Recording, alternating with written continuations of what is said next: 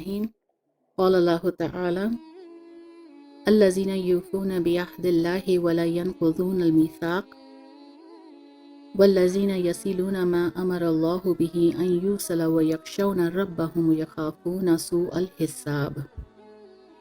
اللہ رب العزت فرماتے ہیں کہ وہ لوگ جو اللہ سے کیے گئے عہد کو پورا کرتے ہیں اور معاہدے کی خلاف ورزی نہیں کرتے، اور جن رشتوں کو اللہ رب العزت نے جوڑے رکھنے کا حکم دیا ہے یہ لوگ انہیں جوڑے رکھتے ہیں اور اپنے رب سے ڈرتے ہیں اور حساب کے پورے انجام سے خوف کھاتے ہیں، یعنی صلہ رحمی، حقوق العباد۔ اللہ رب العزت نے جو ہمیں شریعت دی ہے، جو دین عنایت فرمائی ہے، یہ دین اسلام ہے، دین فطرت۔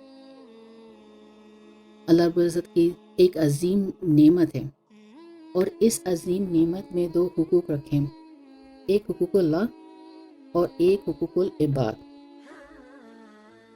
حقوق اللہ تو وہی ہے جو ہم سبھی جانتے ہیں کہ جیسے ہم نماز، روزہ، حج، زکوٰۃ، یہ تمام کے تمام اللہ تعالیٰ کے حقوق ادا کرنا ہے، جو دین اور ہمارے ایمان کا تقاضا بھی ہے اور مطالبہ بھی۔ اور حقوق العباد، اس کی بھی کئی قسمیں ہیں، جس میں بندوں کے حقوق ادا کرنا ہے، رشتہ داروں کے ساتھ حسن سلوک ادا کرنا ہے، ماں باپ، شوہر، بیوی، اولاد، رشتہ دار، پڑوسی، ان تمام کے حقوق ادا کرنے کو حقوق العباد کہا جاتا ہے۔ تو حقوق جو ہیں وہ دراصل دین اور شریعت کا دوسرا نام ہے۔ تو شریعت پر چلنا اور چل کر حقوق کی ادائیگی کرنا، یہ ہے دین۔ اکثر لوگ سمجھتے ہیں کہ دین صرف اور صرف نماز روزے کا نام ہے، تو یہ سوچ غلط ہے۔ دین صرف نماز روزے کا ہی نام نہیں ہے، بلکہ اللہ اور اللہ کے بندوں کے حقوق ادا کرنے کا نام بھی دین ہے۔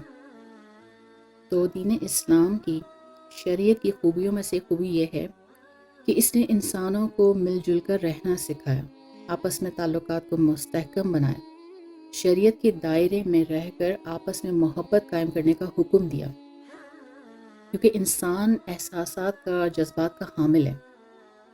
جب پیار محبت سے رہیں گے تو لازمی بات ہے کہ ایک دوسرے سے محبت ہوگی، خوشیاں بانٹیں گے، لیکن اگر نفرتیں ہوں گی، عداوتیں ہوں گی تو حاصل کیا ہوگا؟ ایک دوسرے کے درمیان میں فاصلے پیدا ہو جائیں گے۔ ترمذی کی روایت ہے، نبی پاک صلی اللہ علیہ وسلم نے ارشاد فرمایا کہ تم زمین والوں پر رحم کرو، آسمان والا تم پر رحم فرمائے گا۔ تو حقوق العباد بندوں نے ہی معاف کرنے ہیں اور دنیا میں رہتے ہوئے معاف کرنے ہیں۔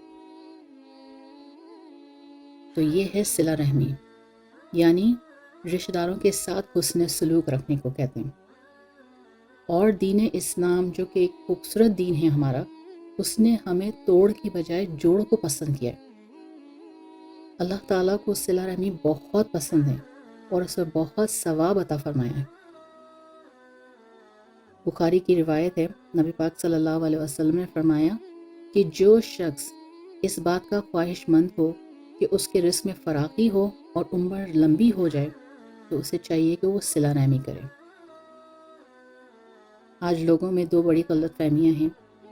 ایک تو یہ کہ جب کوئی کسی کی غلطی کو سدھارنے کے لیے اس کے سامنے اس کی غلطی کو رکھتا ہے تو لوگ یہ سمجھتے ہیں کہ اس کے اندر صلہ رحمی نہیں ہے، جبکہ یہ صلہ رحمی کی بات نہیں بلکہ اصلاح کی بات ہے۔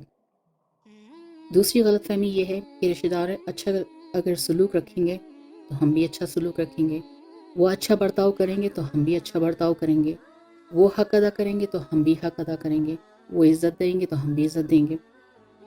یہ ہرگز صلہ رحمی نہیں ہے، یہ بدلہ ہے، اور بدلے کا انتظار نہیں کرنا چاہیے۔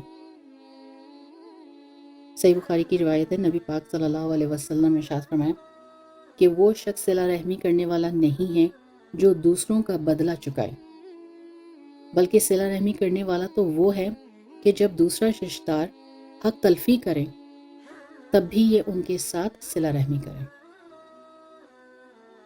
تو صلہ رحمی خالص اللہ کے لیے ہونی چاہیے، اور صلہ رحمی تو ایسی چیز ہے کہ اس سے دنیا میں بھی فائدہ ہے اور آخرت میں بھی۔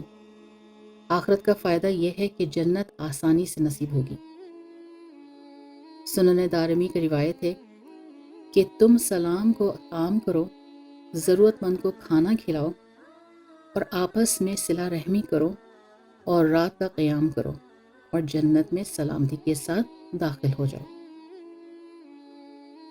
یہ ہے آخرت کا فائدہ یعنی جنت۔ اور دنیا کا فائدہ، دنیا کے 2 فائدے ہیں۔ آپ صلی اللہ علیہ وسلم نے ارشاد فرمایا، بخاری کی روایت ہے، جو صلہ رحمی کو قائم رکھے گا اللہ تعالیٰ اسے 2 انعامات عطا فرمائیں گے۔ ایک، اللہ رب العزت اس کو رزق میں برکت دیں گے۔ دوسرا، اللہ اس کی عمر میں برکت دیں گے۔ اور عمر میں برکت سے مراد جسم میں قوت، عقل میں وزن، عزم میں پختگی عطا فرمائیں گے۔ تو زندگی خوبصورت ہو جائے گی اور بہترین ہو جائے گی۔ اور اس میں جو رزق میں برکت سے کیا مراد ہے کہ اس کے اور اس کی اولاد کو حلال اور کشادہ روزی ملے گی، وہ روزی اور رزق سے مالا مال فرما دیا جائے گا۔ اور یہ کتنا بڑا فائدہ ہے۔ آج کتنے لوگ ہیں جو مال کی کمی کا شکوہ کرتے ہیں، اور نبی پاک صلی اللہ علیہ وسلم نے اس مال کو بڑھانے کا ایک انمول نسخہ بتلا دیا ہے، اور وہ کیا ہے؟ صلہ رحمی۔ رشتہ داروں پر خرچ کرو، لوگوں کی ضرورت کے وقت ان کے کام آؤ، اللہ تمہارے مال میں روزی میں برکت اضافہ فرما دیں گے۔ تو یہ ہے صلہ رحمی۔ اور اس کے برعکس کیا ہے؟ قطع رحمی۔ اور قطع رحمی وہ گناہ ہے جس سے انسان کے نیک اعمال ضائع ہو جاتے ہیں، جنت سے محرومی ہو جاتی ہے، جنت کی خوشبو سے محرومی کا سبب ہوتی ہے، عمر میں برکت ختم ہو جاتی ہے، بری موت سبب بنتی ہے قطع رحمی۔ ابو داؤد کی روایت ہے، نبی پاک صلی اللہ علیہ وسلم نے فرمایا کہ اگر کوئی آدمی کسی سے 3 دن سے زیادہ ناراض ہو اور اس حال میں اسے موت آ گئی تو وہ جہنم میں داخل ہوگا۔ اسی لیے قطع رحمی، قطع تعلق کی اس کی شریعت میں اجازت نہیں، اور یہ وہی سنتے بھی ہیں لیکن پھر بھی عمل نہیں کرتے۔ انسان نے کہ انا اور غرور میں اپنے آپ کو اس نے اتنا جکڑ دیا ہے کہ سوچتا ہے کہ اگر میں نے پہل کی تو ذلت کی بات ہوگی، بدنامی کی بات ہوگی۔ تو یاد رکھیے گا کہ عزت اور ذلت اللہ کے ہاتھ میں ہے۔ کسی کے پاس جانے سے ذلت نہیں بلکہ تواضع کی وجہ سے اللہ اس کی عزت کو بڑھا دیتے ہیں۔